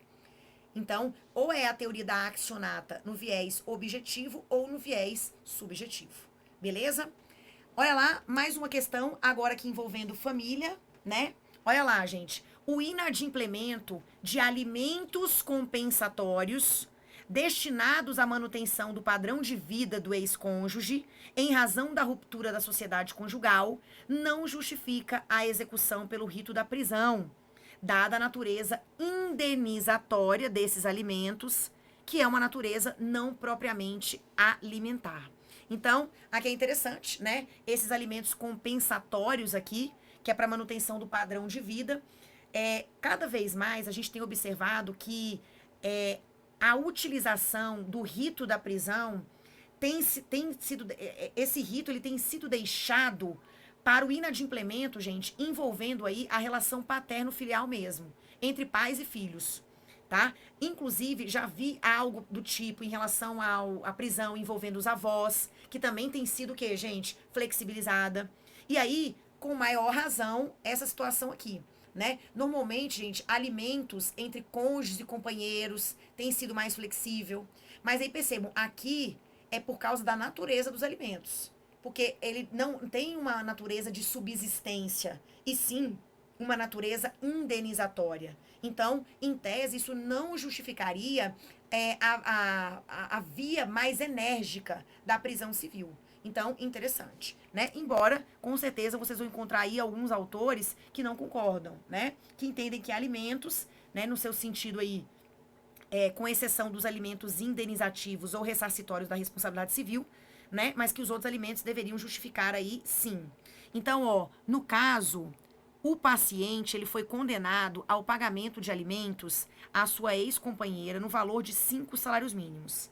A referida fixação prevaleceu por mais de 9 anos, quando, por ocasião do julgamento da apelação, o tribunal de origem majorou os alimentos para 15 salários mínimos, com a finalidade de manter o padrão de vida ao qual estava acostumada a alimentante durante a união. Aí ele cita a Constituição, né? Somente quando houver o inadimplemento inexcusável, voluntário por parte do responsável, afigura-se possível e cabível a sua prisão. A prisão por dívida de alimentos é uma medida drástica e excepcional, que somente é admitida excepcionalmente. Quando imprescindível, essa tem sido a orientação. Então, ó, a prisão é medida drástica, excepcional, que somente é admitida excepcionalmente, quando imprescindível a subsistência do alimentando, não estando atrelada a uma possível punição por inadimplemento, ou mesmo a forma de perdoar, né, a dívida, pagar, tendo como escopo coagir o devedor a pagar os alimentos devidos a fim de preservar a sobrevivência. Ainda no julgamento do RHC, a terceira turma afirmou o entendimento de que o inadimplemento dos alimentos destinados à manutenção do padrão de vida do ex-cônjuge que sofreu drástica redução em razão da ruptura da sociedade, alimentos compensatórios, não justifica a execução pelo rito da prisão, em razão de sua natureza indenizatória. Por fim, o STJ também possui o entendimento de que quando o credor do débito alimentar for maior e capaz, e a dívida se prolongar no tempo, atingindo altos valores, exigir o pagamento de todo o montante sob pena de prisão é excesso gravoso que refoge aos estreitos e justificados objetivos da prisão. Prisão civil por dívida alimentar para desbordar e se transmudar numa sanção por inadimplemento. né? E a gente já sabe que a prisão civil do devedor voluntário e inexcusável de alimentos, ela não é uma punição, não é uma sanção, ela é uma medida coercitiva para fazer o quê, gente? Para pressionar, tá?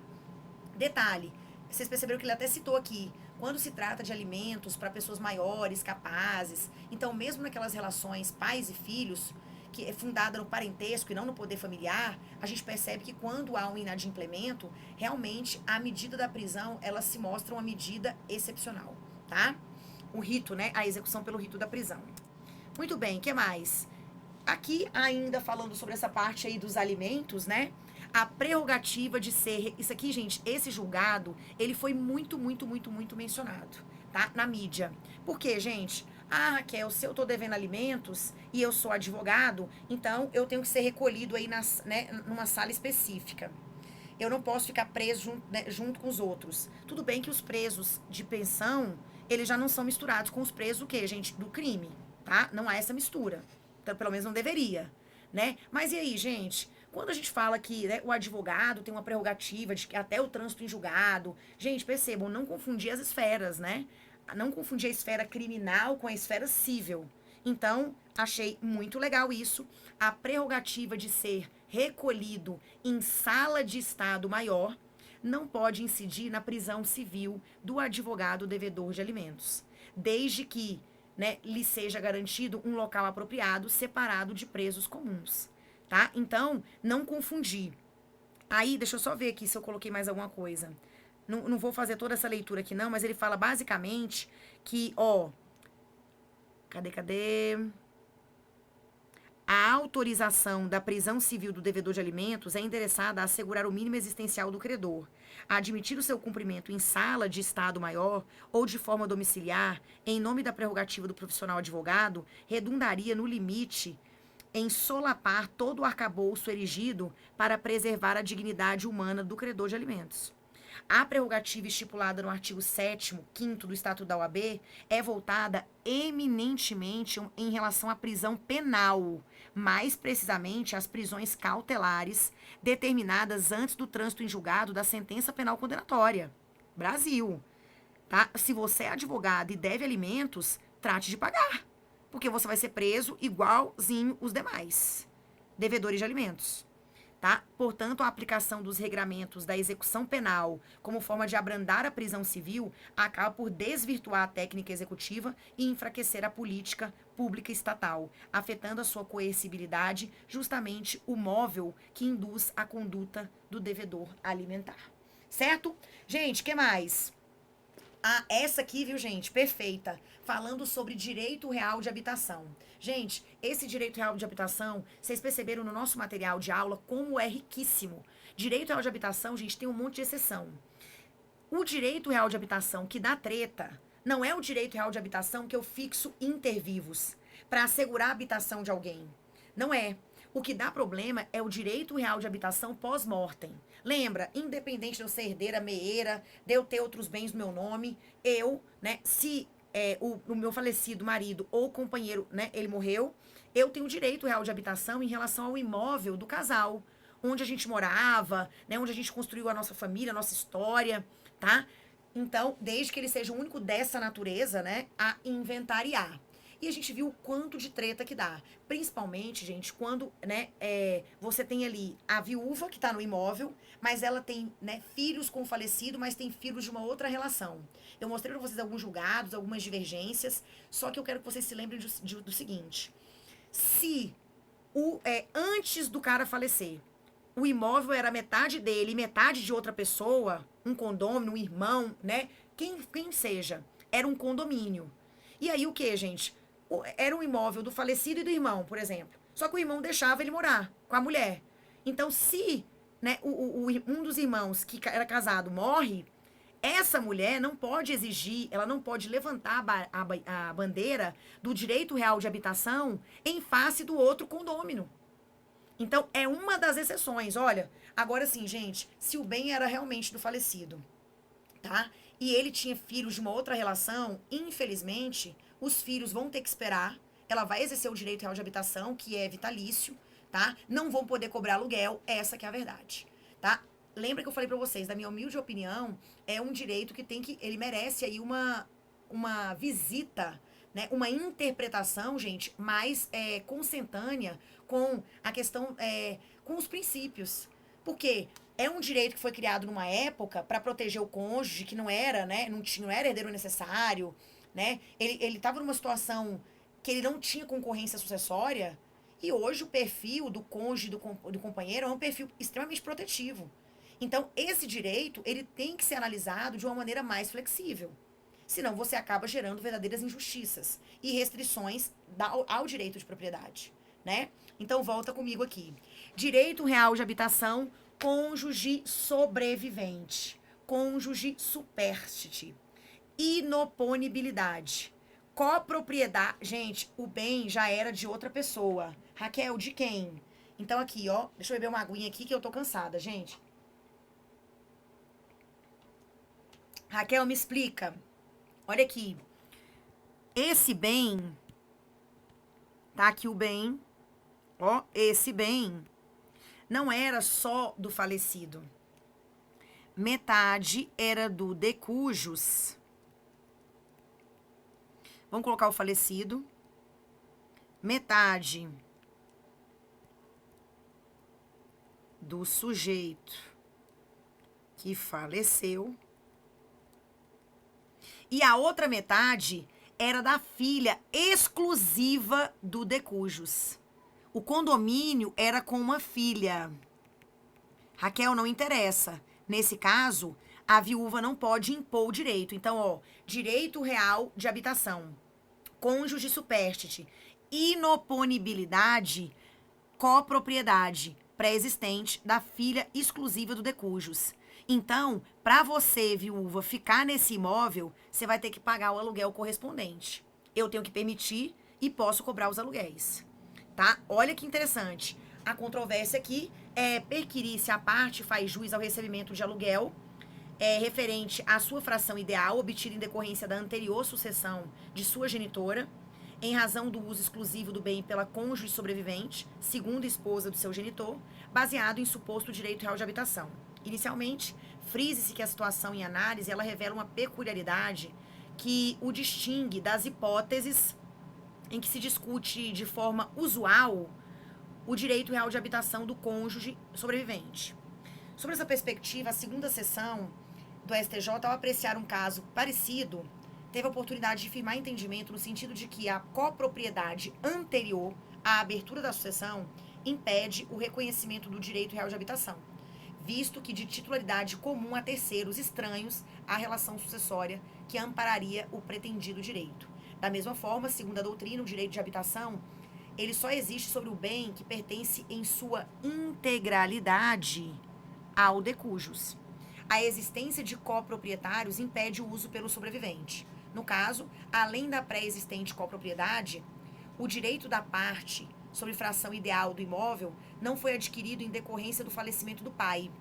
A parte, filha do primeiro casamento, não guarda nenhum tipo de solidariedade familiar em relação ao cônjuge, não havendo que se falar aí em qualquer vínculo de parentalidade ou até mesmo de afinidade, tá? Nessa linha de intelecção, portanto, não lhe cabe suportar qualquer limitação ao seu direito, que é justamente a essência do direito real de habitação. Logo, eu posso cobrar o quê, gente? Eu posso cobrar aluguéis, tá? Sempre, na hora de analisar esses julgamentos, você tem que se atentar para a peculiaridade do caso. Porque se o bem fosse do falecido e tivesse um monte de... Gente, imagina, o bem era do falecido. A viúva quer ficar lá. Mas ele só tinha filhos de uma outra relação. Infelizmente, os filhos vão ter que esperar. E não vão poder cobrar aluguéis. O problema aqui é quando o bem, antes da abertura da sucessão, ele já era um bem em condomínio. Aí o sobrevivente não pode exigir, né, impor o direito real de habitação. Se ele quiser ficar com a integralidade e o outro permitir, né, pode sim haver a cobrança de aluguéis aí proporcionais, tá? Muito bem. O que mais aqui? Responsabilidade civil. Olha lá, achei bem... Gente, esse aqui eu achei fantástico. É uma parte que vocês com certeza devem ver com a Roberta. Eu acho que é com a Roberta, tá? Eu acho que é com ela, não sei se é na parte de contratos. Mas olha que interessante, gente. Eu tenho aqui responsabilidade civil, eficácia transsubjetiva das obrigações. Envio de uma carta desabonadora a uma patrocinadora de um jogador de futebol. Teoria do terceiro cúmplice. Danos morais, ocorrência. Achei fantástico isso aqui, gente. Né? Ó, aqui tá dizendo o seguinte. Fala muito sobre a questão da função social do contrato, né? Que o contrato faz lei entre as partes, mas que os terceiros, como se fosse uma eficácia externa do contrato, né? Os terceiros que não participam, eles têm que pelo menos respeitar o contrato em que as outras pessoas estão envolvidas. Que foi muito aquela questão da propaganda.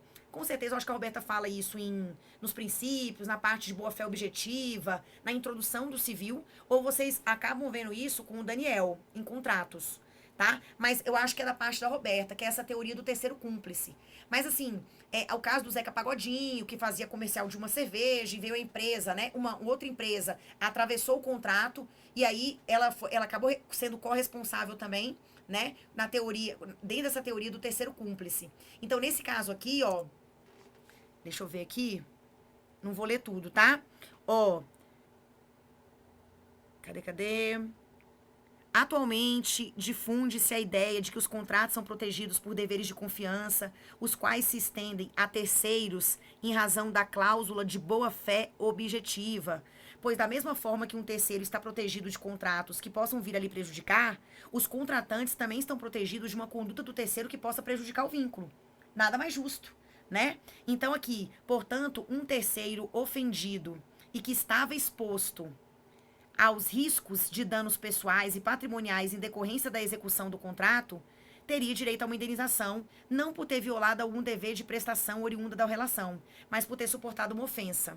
Em contrapartida, o terceiro ofensor também está sujeito à eficácia transubjetiva das obrigações, pois, segundo a doutrina, o comportamento do terceiro não pode manifestamente interferir, perturbando o normal desempenho da prestação pelas partes.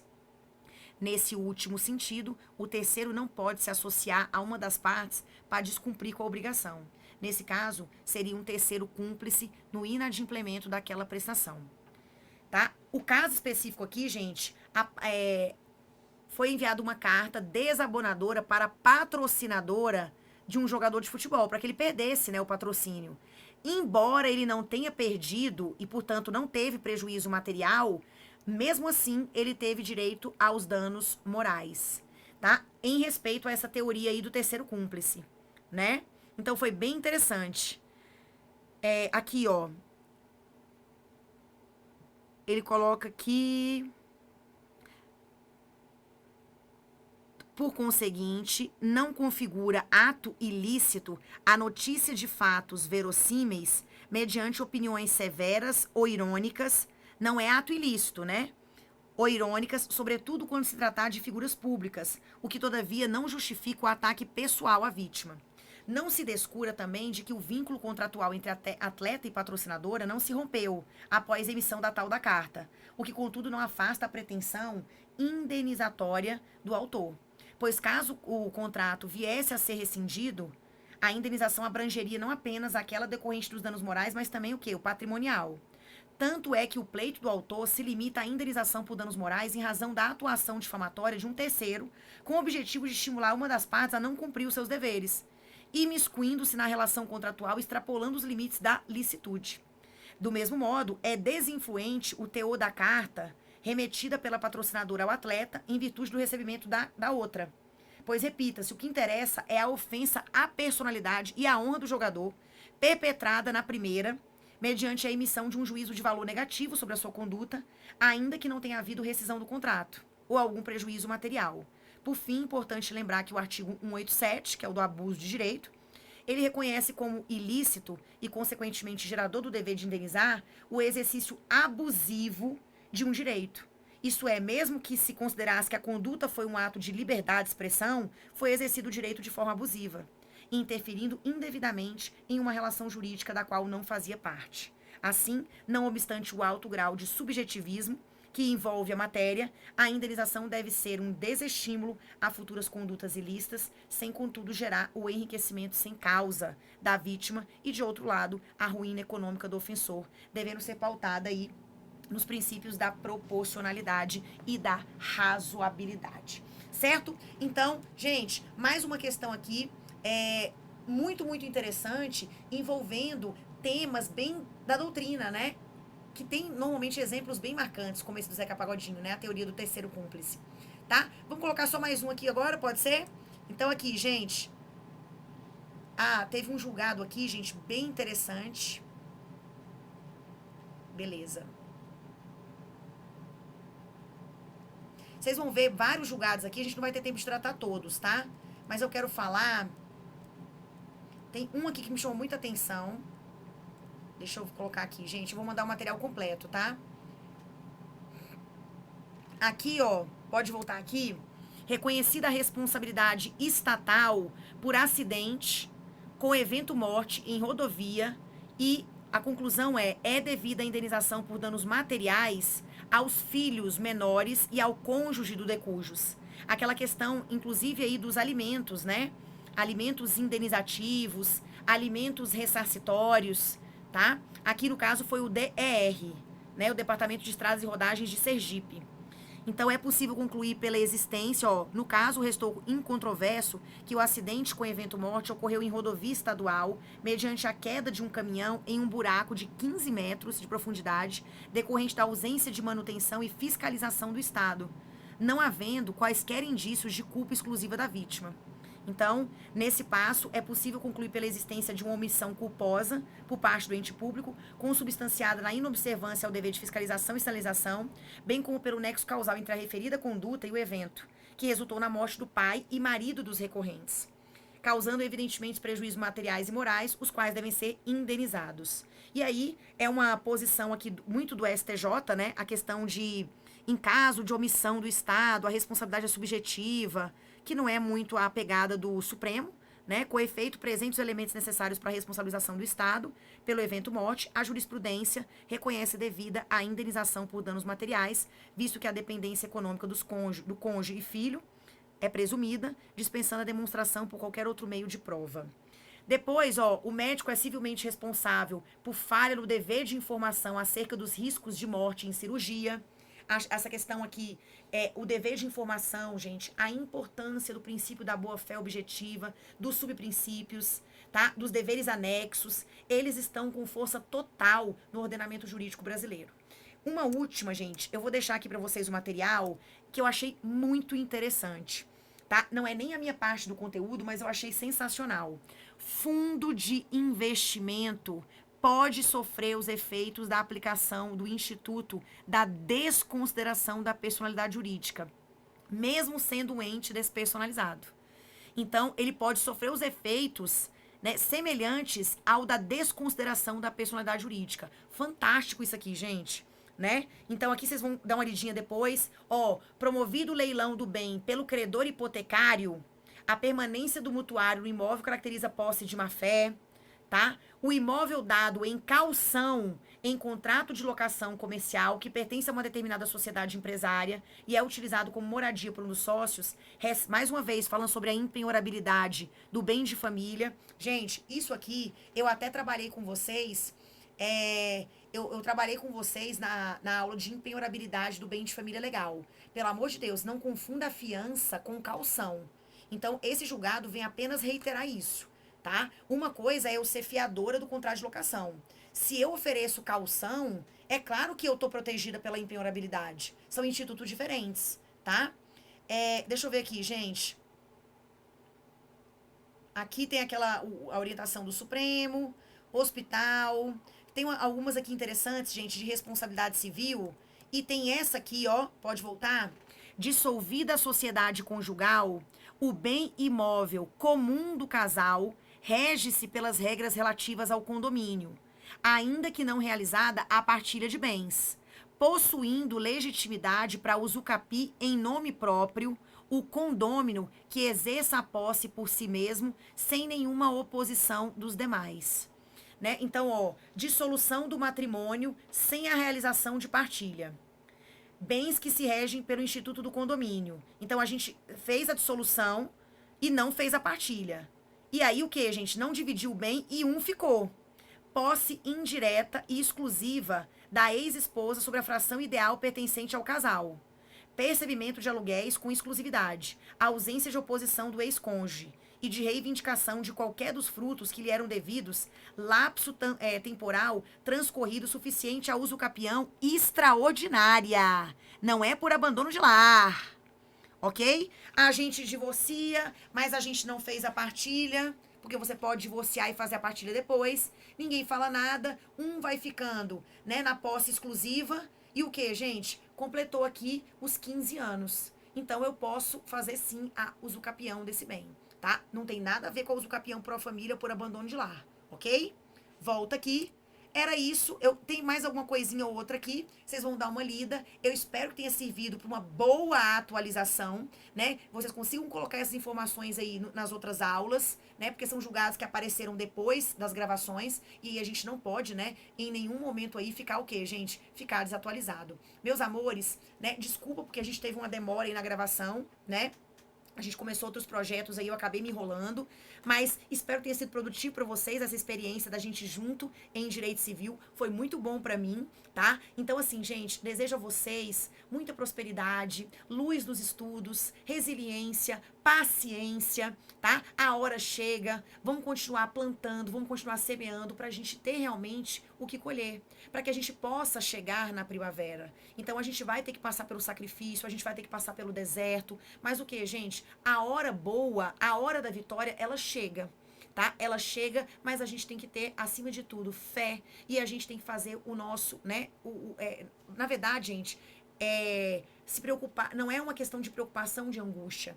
É uma questão de organização, é uma questão de paciência e você fazer um pouquinho, né? Faça, gente, persista, não para, né? Às vezes você faz pausas, depois você continua. Então eu desejo, né, que vocês tenham aí essa resiliência, que Deus abençoe todos vocês, tá? E que realmente esse sonho, tá, da magistratura, do Ministério Público, da Defensoria Pública, que sejam sonhos que se concretizem, tá? E que vocês saibam o quão valorosas, né? Quão valorosas são essas funções que vocês estão escolhendo, né? Que vocês realmente consigam entender e desempenhar a contento essas funções importantíssimas na nossa sociedade, sempre, né, em benefício dos demais, tá bom? Foi muito bom estar com vocês, ó. Um beijo grande no coração. Fiquem com Deus, até a próxima e contem sempre comigo, tá? Gente, quando vocês forem passando as fases, me manda direct lá no Instagram, tá? Manda direct pra mim no Direito pra Desesperado, me dá um feedback, tá? Eu acho muito importante, tá bom? Beijo grande, fique com Deus e até a próxima.